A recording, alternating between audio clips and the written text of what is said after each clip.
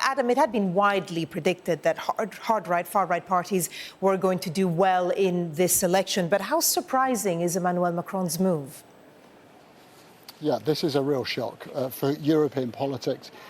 And it really is a sort of battleground between, effectively, the star of centre European politics, Emmanuel Macron, and the hard right in the shape of the French party, the Rassemblement National. Right, let's just talk about what has happened. European elections coming to a culmination tonight. An exit poll from France shows that the Rassemblement National is predicted to get around 32% of the vote. The Renaissance, which is the party of Emmanuel Macron, is likely to get just over 15%, so less than half. The leader of Rassemblement National, its president, is a young man called Jordan Bardella. He's only 28 years old. And he followed that poll by saying, Emmanuel Macron needs to take note of this and he should dissolve Parliament and call new elections.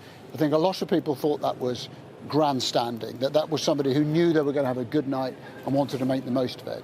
To the surprise of many, Emmanuel Macron has done exactly that. He's dissolved the National Assembly and he's called legislative elections that will take place on June the 30th and then July the 7th. Now, let's take right up. The National Assembly is the Parliament. Emmanuel Macron is the President. So this is not his job that is on the line, but it is the constituency of the Parliament. It is a real high-wire act that he is performing here. Why is he doing this? Well, I think there will be politicians and analysts across Europe scratching their heads about this. But I think, in a sense, you have to go back to the fact that Emmanuel Macron created a party for himself, won the French presidency in his 30s, and has very rarely had any kind of significant political setbacks. Until really this presidency that he won against Marine Le Pen, when he has not been able to count on the National Assembly for its support. He's faced protests about his plans to raise the retirement age.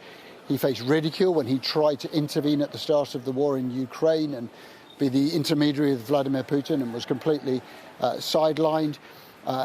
He has faced criticism about migration and about climate laws and the increasing resurgence of the Rassemblement National. Word about them. This is the party that Jean-Marie Le Pen started as the National Front decades ago. His daughter Marine Le Pen took over as the leader and tried a long-term plan to soften the image, to make it more palatable to voters. And Jordan Bardella has continued that path of trying to be subdued, trying to be less totemic in the way that he goes about his politics. The RN, or in its previous version, the Front National, were the biggest party in European elections in France, 2014, 2019. So 2024 isn't a surprise, but their share of the vote will be. 32% will be a very big share. So make no mistake, Emmanuel Macron is putting his reputation on the line here, and it is a big gamble. He is nowhere near as popular as he once was. But he is portraying this as almost a battle for the soul of France. He's just done an address to the nation. He referred to parties of the extreme right because there is a second party called Reconquest, which is going to get just over 5% of the vote. He says between them, parties of what he called the extreme right are on almost 40%. He says nationalist parties present a danger to France. And he has also said that this comes after D-Day commemorations when the whole of Europe pulled together. And he said it is before the Olympics come to France, which will bring the whole of the world to France. So it's a big risk by him. He doesn't lose his job if the National Assembly elections go badly, but his position will be undermined if the hard right parties do as well as some are already predicting, and it will make his job as president considerably harder. And of course, one last thing to say is that these elections were all carried out under the question of how much of a swing are we going to see to parties of the hard right.